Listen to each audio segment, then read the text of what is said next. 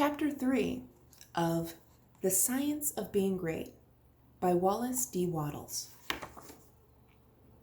The Source of Power.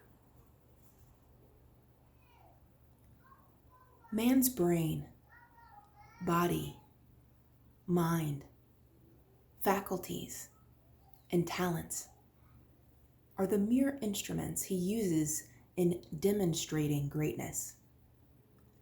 In themselves, they do not make him great.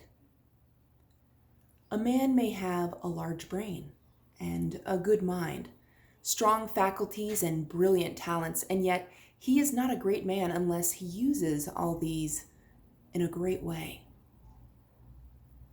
That quality which enables man to use his abilities in a great way makes him great.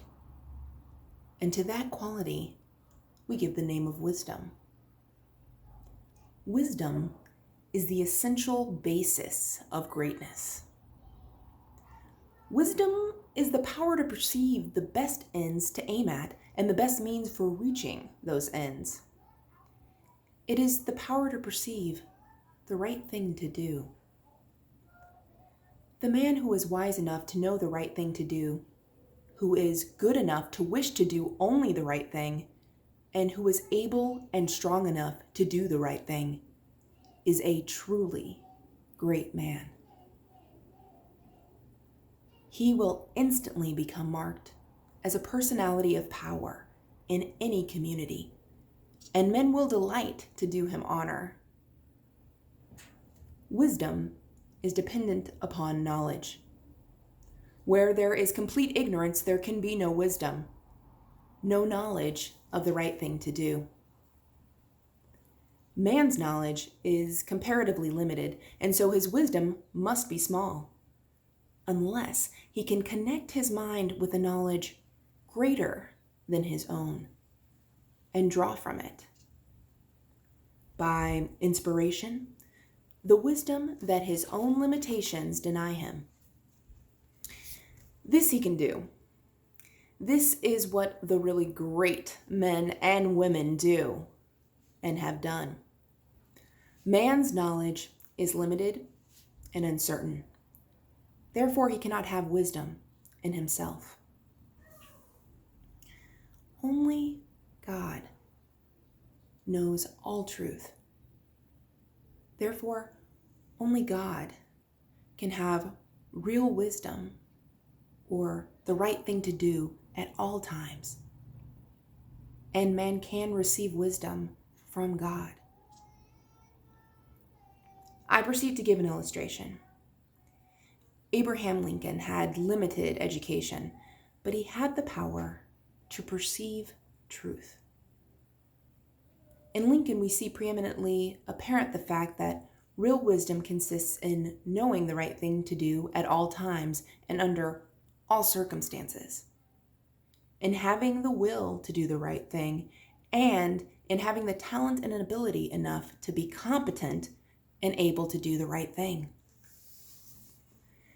Back in the days of the abolition agitation, and during the compromise period, when all other men were more or less confused as to what was right or as to what ought to be done, Lincoln was never uncertain.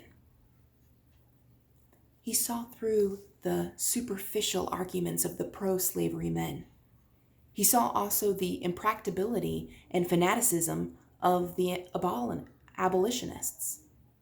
He saw the right end to aim at. He saw the right ends to aim at, and he saw the best means to attain those ends. It was because men recognized that he perceived truth and knew the right thing to do that made him president. Any man who develops the power to perceive truth and who can show that he always knows the right thing to do and that he can be trusted to do the right thing will be honored and advanced.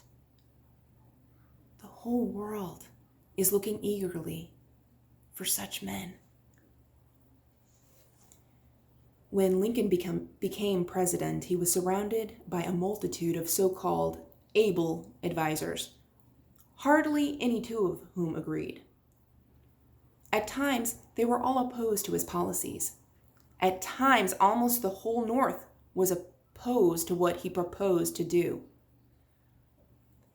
But he saw the truth when others were misled by appearances. His judgment was seldom or never wrong. He was at once the ablest statesman and the best soldier of the period. Where did he, a comparatively unlearned man, get this wisdom?